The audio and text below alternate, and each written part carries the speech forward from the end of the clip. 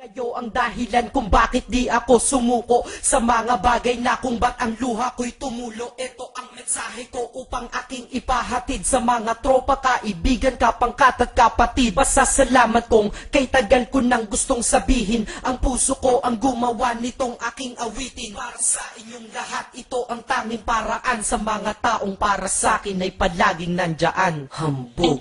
Kayo ang dahilan kung bakit di ako sumuko sa mga bagay na kung ba't ang luha ko'y tumulo. Ito ang mensahe ko upang aking ipahatid sa mga tropa, kaibigan, kapangkat at kapatid. Pasasalamat kong kay tagal ko nang gustong sabihin, ang puso ko ang gumawa nitong aking awitin. Para sa inyong lahat, ito ang tanging paraan sa mga taong para sa akin ay palaging nandyan. Upang ako'y mabigyan ng kalakasan ng loob at manatili na nakatayo at di patataob na kahit na anumang pagsubok na nagdadatingan. Di ako takot pagkat alam kong may malalapitan. Pag ako ay mayroong problema na dinadala, akala ko ako'y nag-iisa, ngunit hindi pala. Alam nyo ba kung bakit?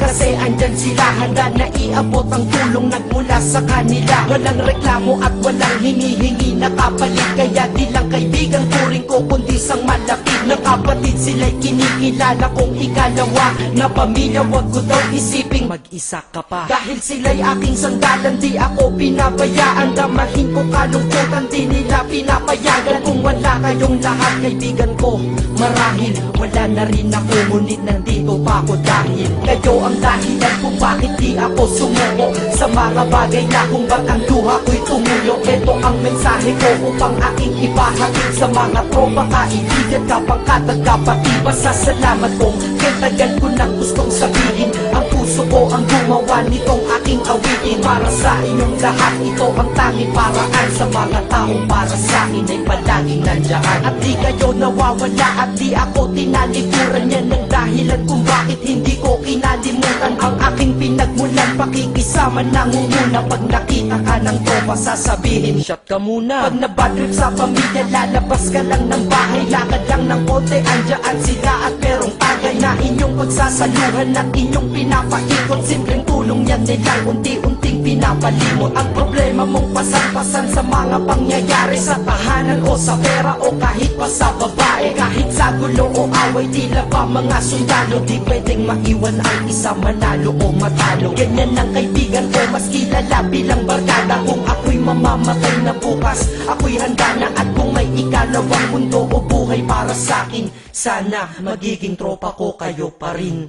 Kayo ang dahilan kung bakit di ako sumuko sa mga bagay na kung ba't ang luha ko'y tumulo. Ito ang mensahe ko upang aking ipahatid sa mga tropa, kaibigan, kapangkat at kapatid. Pasasalamat kong kay tagal ko nang gustong sabihin, ang puso ko ang gumawa nitong aking awitin. Para sa inyong lahat, ito ang tanging paraan sa mga taong para sa akin ay palaging nandyan. Kaya ako'y kontento na dahil kayo'y naging parte ng buhay ko. Sa kabutihan nyo, paano ko gagante? Magtatawagan ng mga tropa, kita-kita lang sa kanto. Pagkatapos didiskarte ng pitselyosi at baso, papaikot ang sombrero para mag-ambag ang tropa. Kahit 20 pwede na, basta lamang makatoma.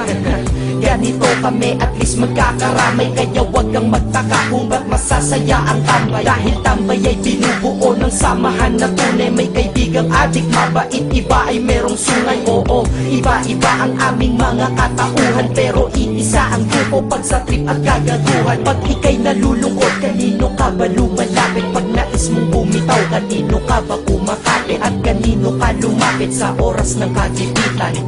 San pa ba?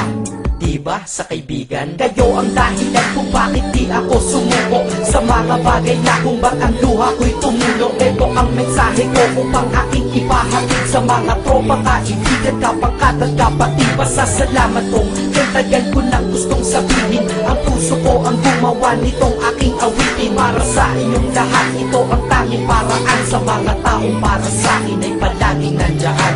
Salamat.